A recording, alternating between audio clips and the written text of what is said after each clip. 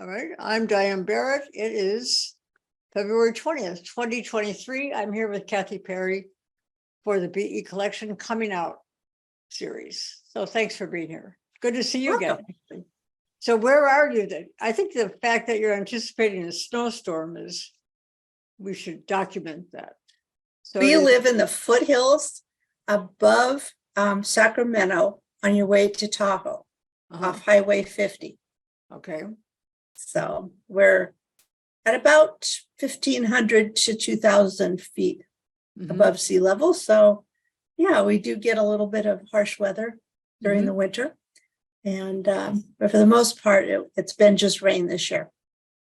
So where were you? What time frame were you living in when you came out, or where you thought maybe I'm not following that track that everybody else seems to think I should follow?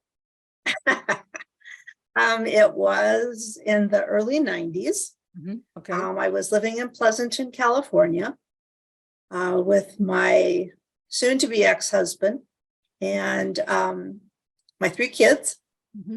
I had a same heterosexual marriage for 27 years that was floundering, and we were still living in the same house, but separately.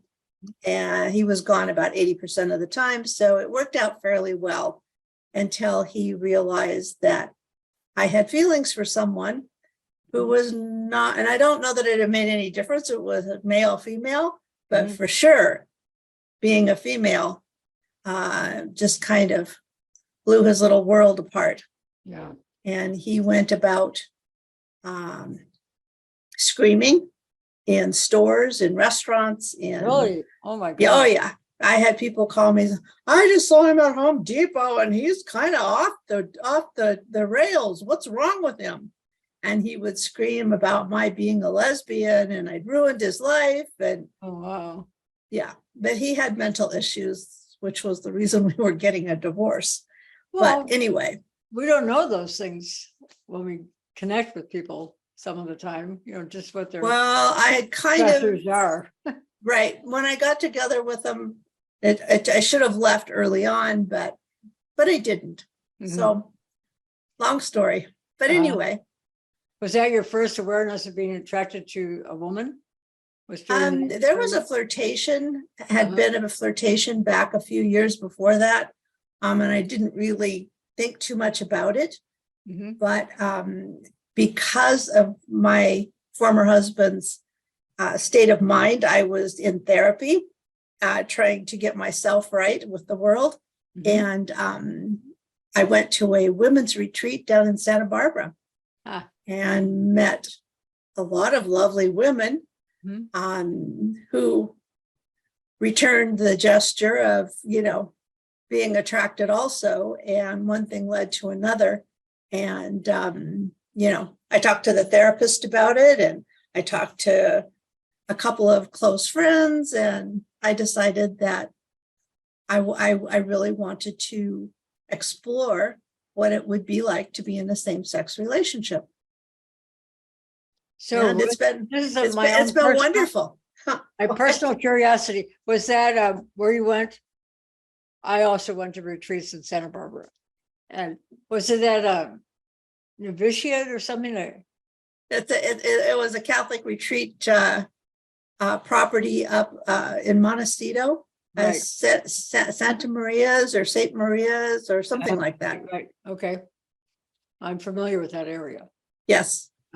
Well, these were a lot of the people who attended were either had been Catholic or were practicing Catholics, ex-nuns. There was a lot of interesting people, and there was a speaker who I had followed up here in the Bay Area on a number of retreats, and she was speaking there, and so I was interested to hear her again because she was from the East Coast. I see. So at that point, was that pretty liberating but confusing? I don't know that I felt confused as much as excited to know that my feelings were still working after being in an abusive relationship. you Oh, kind of, you know, deep dive all those feelings. Mhm. And so it was exciting in some ways. But yeah, yeah, Huh, well, good for you. yeah, And then, so you came away from that retreat knowing you were going to make a change. yes. Yeah. Yeah, and the person that I had met down there moved up to Pleasanton. We opened a coffee house together. You were really moving. Good for you. And it was, I think it was a pretty strained relationship. She had some issues with depression, and I still had one of my kids at home. I probably was not as far along with my healing as I needed to be. And so we were together about 4 years, and she went back to LA. Mhm. So, And then and where then did you go? my second relationship lasted about 6 years. And then Tandy and I have been together for 17. Right. Very Yeah. good. Yeah. And you're staying there, seems like. We are staying there. Yes, we're both Good. we're both extremely monogamous. So Mhm. it's a no-brainer. And we love each other very much. That's great. That's a gift. Sometimes the age difference is a challenge, but How did so your children respond to your change of direction? well, my mother was still alive. My dad had passed away, but my mom was still alive. And her reply to me, because my ex-husband called her on the phone and told her, and then she and I talked, and she said, well, and sometimes I've often questioned my own sexuality. Good for her. And I thought, that's interesting. She and my dad were married for nearly 50 years, but she was in the Marine Corps. And she said that she told me about that, a lot of her friends at the time would invite her to go out to La Jolla and spend the weekend with the women. She said she never went, but she had been invited frequently. And she also stayed in touch with a lot of her friends who had been in the Marine Corps. And looking back, there's no doubt that they were gay. Right. And then she only had one cousin. She only had one cousin in her family, and he was gay.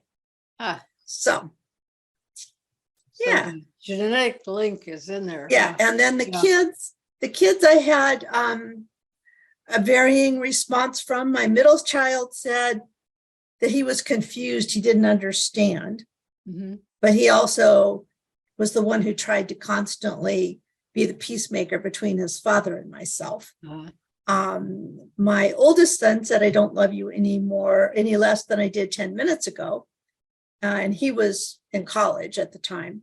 And my youngest one had lots of gay friends, and she kind of blew the whole thing off. She didn't like the person I was with, but the whole idea did not bother her at all.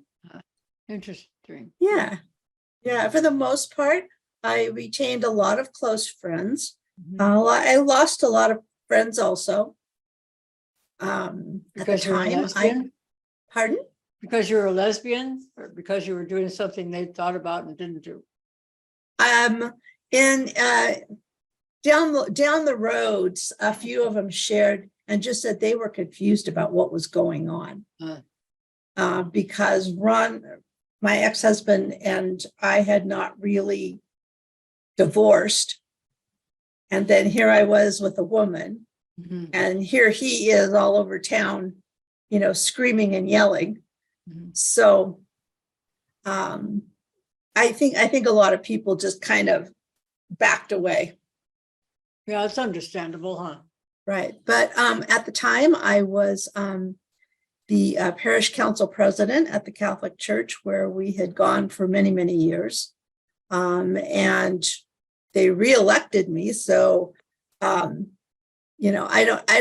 didn't find a lot of big change. Things I wanted to do, I was still able to do. The church people helped support the coffee house that we opened. I mean, they were regular customers, and yeah. I didn't find, because people knew who I was, Mhm. I did not find that I was kind of rejected or I think I became invisible to some people, but for the most part, it was not a difficult transition. It sounds like it. So Yeah. did you feel safe? Did you feel any anxiety about your physical safety? Probably I was pretty naive. I remember that. That's a good thing. Yeah, maybe. Yeah, I sometimes. remember going to Morro Bay. Mhm. The person that I was with before she moved from LA, we would meet halfway. And so we would meet in Morro Bay, Mhm. and I would want to hold hands. And she would say, no, don't do that. Mhm. And it was kind of like, touching a hot stove sometimes, Yeah, because I was not aware that possibly my life could be in danger. right. It could have been. Yeah. Mhm. So So, oh good not to well, think I'm about it. still Oh, alive. you lived through it, right? If Uh-huh. someone were in a similar situation to you, what would you advise them as the best steps, or the safest steps to?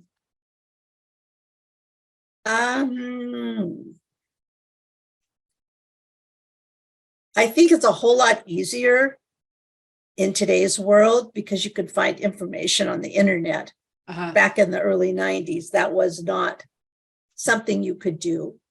Spend a little time with people who are, gay or transgender, who could help kind of guide you. Certainly finish one relationship completely before you start another, but that's, That's I think really hard. that's anybody. Yeah. That's anybody. Yeah, I don't think I knew enough. And in the gay community, I was not well thought of. I was Really?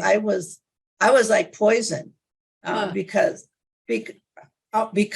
I had kids and I'd had a husband, and I was certainly going to leave whomever and go back to men.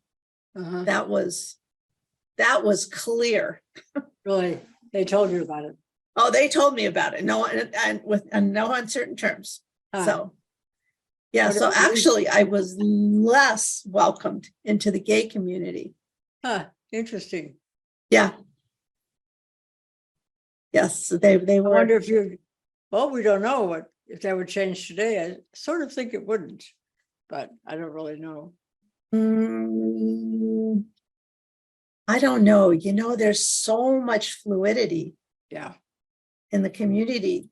I can't imagine that it would be hard, because it seems like you can put any acronym after your name or any label you want, and it's okay. Right. We have a conversation group through the nonprofit, and one of the gentlemen was saying that his granddaughter lives in a house in Berkeley with a whole bunch of other students. And they're all identified as different queer labels. Right. It's like, oh my gosh, how can you keep it straight? It's like, right. It's crazy. But it's I've never heard of half the acronyms. Yeah. It's very, important. So I don't know. I think there's an openness that certainly there wasn't before, right. and that it might be more okay to experiment. And I think our age group and older probably is quite judgmental, but the younger generation seem to be whatever. Well, I find them more accepting. Yeah, because it's more part of their life. Exactly. So my girlfriend's a lesbian. I mean, just okay. What else? Yeah. What's that? Which is nice. Yeah, I think it is. I think it is quite an interesting journey that the young people have. I know I was invited to speak about implicit and explicit bias at a bankruptcy lawyers conference the end of March, and I'm not quite sure how to pull this off. I was think they gonna should. say, They I'm should glad have nobody asked. asked me to do that. They should ask somebody younger. Mhm. that there is a certain amount of acceptance that, you know, Openness. openness. Yeah, it's a You good are. word. Openness. Yeah. Right. My kids did not like either of my first two partners. And so when Tandy That and I might be a got to, problem. Yeah, that was a big problem. I bet. Yeah. Then when I met Tandy, the clincher is that by then the grandkids were old enough Mhm. to appreciate how much fun she is. Right. And they were the vehicle by which my children finally said, okay, about but I don't think it would have been any different. I look back at it, if it had been male or female, I don't Mhm. think that piece had anything to do with it. I just don't know that they thought anybody was good enough for their mom. Right. So, They weren't but ready anyhow, for change. Children really don't like change. well, no, and it's really Yeah. hard. It's hard Yeah. when parents split up, and it's hard when they have to share holidays. And Mm-hmm. so coming back to California after we were in Minnesota, Tandy and I were in Minnesota for 8 years. Part of my resolve was to figure out if I could even be in the same room with my ex-husband. Mm-hmm. So to make it easier for the kids, Did it you know, work? I don't need to be with him. I don't want to No. be with him, Sure you don't. but no, but it's certainly been a challenge, especially every holiday when he sits at my dining room table and, Yeah. you know, I'm there for them. Mm-hmm. You know, think of how many women, and I hope they hear you, are afraid to make that step because of they have children. They have all this commitment of society helping them support their marriage and their this. I mean, and they can't move because they're too scared. And I Yeah. don't criticize that at all, but I'm aware of it. Yeah, I think there probably are a lot of people Yeah. who are frightened, or who, like you say, who are probably, if you reason it out, or you can't reason it out, Mm-hmm. and are unwilling to just let life take its course and be okay with it, then I think you stay stuck in places you don't want to be. Yeah. So it's learning to trust that no matter what, you'll be okay. Mm-hmm. You know, if it works out, fine. If it doesn't, if I lose friends, if I don't know, I didn't think that deep. I did it about it, or Right. I might not have done it. Right. Yeah, that was probably good. Yeah, It just keeps spinning. exactly. There's no So- good answer except taking care of you.